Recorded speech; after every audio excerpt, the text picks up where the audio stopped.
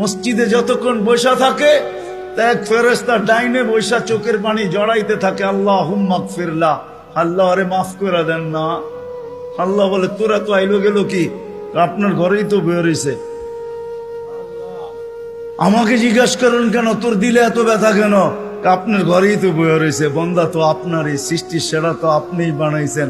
ও যদিও না কান্দে তো আমি ওর পক্ষ হয়ে একটু কান্দতেছি, অসুবিধা কি? আরেকজন বলে আল্লাহুম্মা আরহাম আলাইহি, আল্লাহর উপরে দয়া করেন না।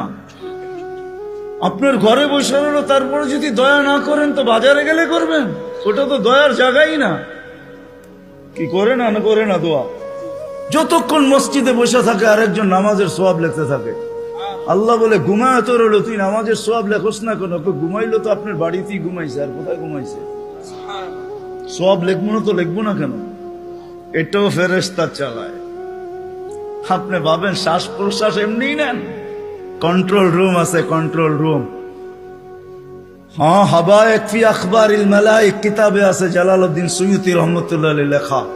যখন শ্বাস নেই তো ফেরেশতা বলে আল্লাহ আমসিকা ওয়াতরুক, বন্ধ করে দিব না খোলা রাখবো? আল্লাহ 1,60,000 বার মেসেজ থ্রো করে, অটো উতরুক আলী আবদি আজাল, খোলা রাখ, সীমা রেখা দেওয়া আছে। যেদিন সীমা রেখায় আসবে ওই দিন বলবো টানবো তো আর ছাড়তে দিবি না, ছাড়বো তো আর টানতে দিবি না।